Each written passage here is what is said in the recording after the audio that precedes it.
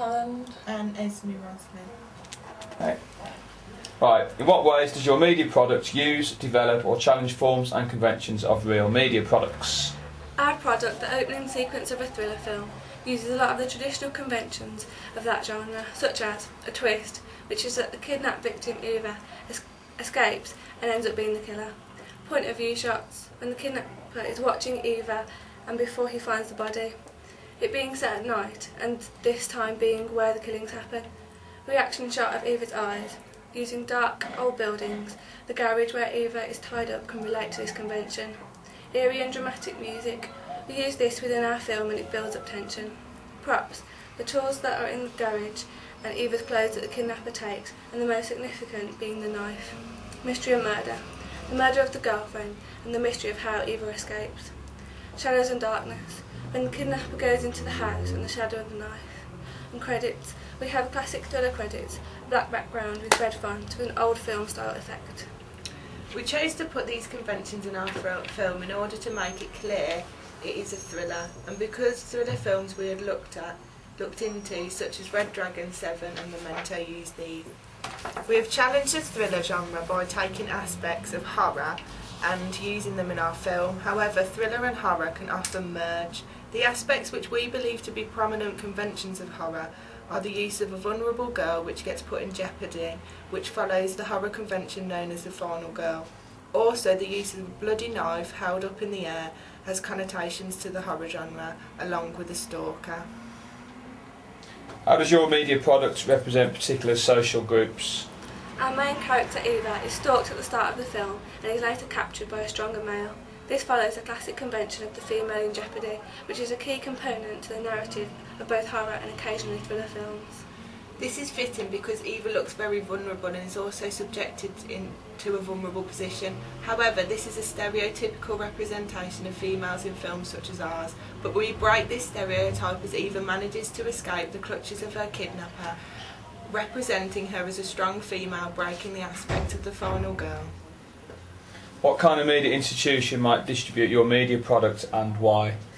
We feel that distributing our film to Optimum Scope would be the best option, as they have distributed many successful films falling under the thriller genre, such as Natural Born Killers. Also, as they are quite a large company, there is a higher chance of them being able to market and distribute our film successfully, allowing it to gain more profit at the box office. And also, Optimum Scope have released a wide range of films, and we believe they are more willing to take risks.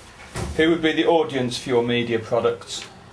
As we represent women to be strong and resourceful, we feel that this will be more appealing for a female audience. However, as our main character is a strong, attractive female, this may also be quite appealing towards a male audience due to the male gaze, which is a feminist theory behind women portrayed in cinema to be viewed as sexual objects.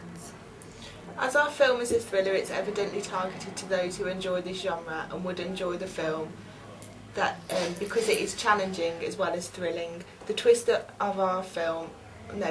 our film in the opening shows exactly this. How did you address your audience?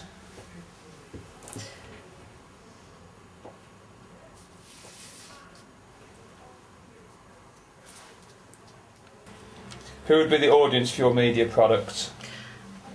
Our thriller does contain acts of violence, however it is suggestive and not extremely graphic. Also, if we were to make the entire film continuing from our opening, we would also feel that it too would not contain extreme graphic violence, as it would all occur off screen.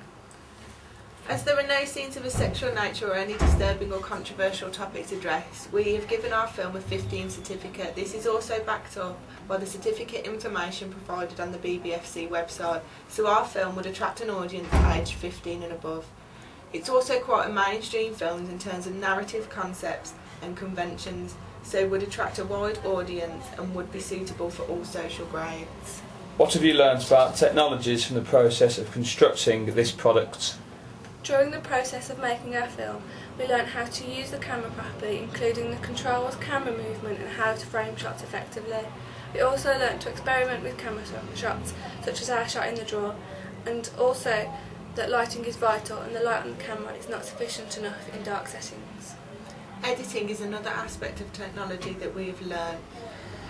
We've learned how to resize clips, add sound, transitions, how to make it flow together and how to make credits for our openings. Other things we have linked with the technology use are the 180-degree rule, match on action, and to keep a recording log, and the importance of the edit decision list. One of the most important things learned was to log and capture, as without that we would be unable to edit. Looking back at your preliminary task, what do you feel you have learned in the progression from it to the full product? We have now learnt how to frame shots properly. The close-up of the handshake wasn't a proper close-up in the preliminary, but we had a proper close-up of Eva's eyes in our full product. We also learnt how to film from the best possible angles, as some key things were missed in the preliminary. The importance of space is something else we learnt during the preliminary task.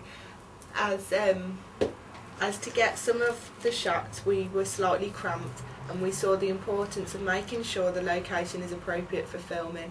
Finally, we learnt that using audio needs to be clear, such as speech, as it could only be what is needed, as we ended up with music we didn't plan on in our preliminary task.